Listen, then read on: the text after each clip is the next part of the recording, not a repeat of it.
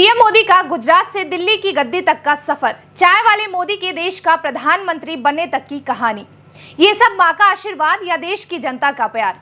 पाकिस्तान को घुटनों के बल लाकर विश्व में मोदी मोदी की गूंज। आज हम बताएंगे पीएम मोदी के जन्मदिन पर उनकी कहानी। नमस्कार, मैं हूं काजल सिंह और आप देख रहे हैं खबर इंडिया। कौन नहीं जानता देश के प्रधानमंत्री नरेंद्र दामोदर दास मोदी को। वह पक्ष का हो या विपक्ष का, देश का हो या दुश्मन हो या फिर दोस्त, हर किसी के जुबान पर एक ही नाम होता है, मोदी मोदी। 72वें जन्मदिन पर उन्हें हर कोई अपने अपने अंदाज में याद कर रहा है। आपको बताते हैं उनके संघर्ष की कहानी। नरेंद्र दामोदर दास मोदी सिर्फ नाम नहीं बल्कि अपने आप में बहुत लंबी कहानी है। गुजरात के वडनगर से दिल्ली की गद्दी पर पीएम के रूप में बैठने तक का मोदी का ये सफर बेहद रोमांचित करने वाला है। मां हीराबेन के लिए नरिया और दोस्तों के बीच एनडी नाम से मशहूर मोदी का जन्म 17 सितंबर 1950 में गुजरात के महेसाणा जिले में स्थित वडनगर में हुआ था। मोदी का बचपन एक ऐसे कच्चे छोटे से घर में बीता ऐसी जगह जहां ना तो कोई पंखा था और ना ही कोई खिड़की और ना ही कोई बाथरूम। गुजरात के वडनगर की गलियों में बचपन बिताने वाले नरेंद्र मोदी की जिंदगी का सफर दुनिया के हर शख्स के लिए मिसाल है। उनके पिता दामोदर दास मोदी वडनगर रेलवे स्टेशन के सामने एक छोटी सी दुकान पर चाय बेचते थे और जिस 6 साल की उम्र में माँ बाप बच्चों को चलना सिखाते हैं और बच्चे सिर्फ खेलने में मग्न रहते हैं, उस उम्र में पीएम मोदी अपने पिता की मजबूरियों को देखते हुए चाय बनाने और फिर उसे ट्रेन में बेचने में उनका हाथ बटाते थे। इस बात का जिक्र पीएम मोदी ने खुद अपने भाषणों में कई बार करते हुए कहा है कि मैंने चाय बेची है, मुझे इस पर गर्व है, लेकिन मैंने देश बेचने का काम नहीं किया। मोदी जी बचपन से ही संघ से जुड़े थे। इसके बाद से ही मोदी आरएसएस की शाखाओं में जाने लगे थे। हालांकि बाद में चाय की दुकान पर बैठने की वजह से वो नियमित रूप से शाखा नहीं जा पाते थे।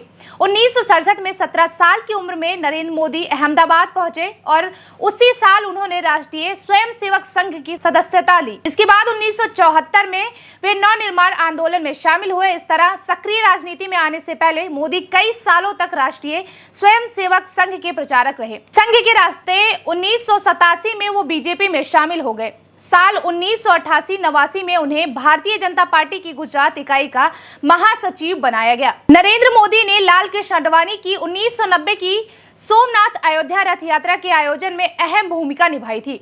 मोदी को 1995 में भाजपा का राष्ट्रीय सचिव और 5 राज्यों का पार्टी प्रभारी भी बनाया गया।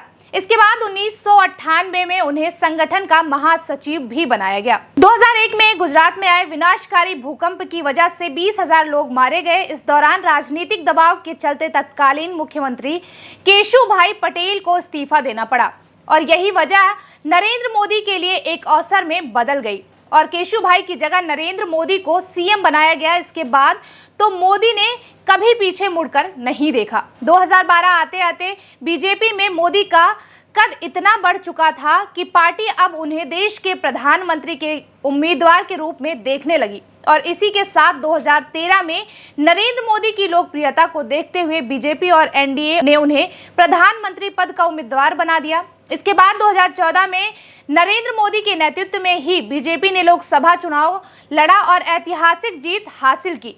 जनता ने मोदी को दिल खोलकर आशीर्वाद दिया और मई 2014 में वो देश के 14वें प्रधानमंत्री बने। 5 साल तक काम करने के बाद 2019 में जनता ने उन्हें एक बार फिर चुना।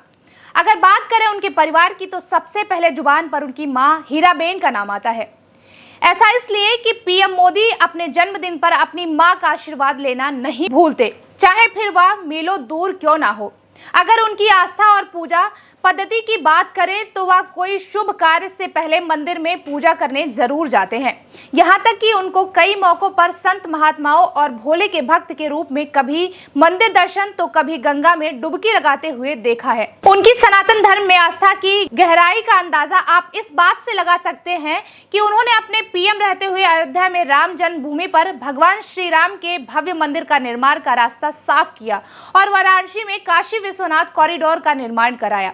अब बात करें पीएम मोदी की उपलब्धियों में तो जन धन योजना के तहत 15 करोड़ से अधिक बैंक खाते खुलवाकर देश को डिजिटल इंडिया से जोड़ने का बड़ा अभियान चलाया। बात करें पीएम मोदी के कठोर निर्णय की तो वह कठिन निर्णय लेने से कभी पीछे नहीं हटते, चाहे फिर वह जम्मू कश्मीर से अनुच्छेद 370 हटाने की बात रही हो या फिर पाकिस्तान में घुसकर एयर स्ट्राइक और सर्जिकल स्ट्राइक करके पाकिस्तान को मुंहतोड़ जवाब देने की बात रही हो, यही कुछ ऐसे फैसले हैं जिसके कारण देश भर में ही नहीं बल्कि पूरे विश्व में एक ही नारा लगता है, वह है मोदी मोदी मोदी। खैर, आप नरेंद्र मोदी के संघर्ष भरी जिंदगी के बारे में क्या सोचते हैं और आपने कैसे विश किया जो है प्रधानमंत्री को जन्मदिन पर, कैसे बधाई दी, हमें कमेंट बॉक्स में जरूर बताएं। आज के लिए बस इतना ही और बाकी हमारे चैनल को देखते रहिए और जय हिंद, जय भारत।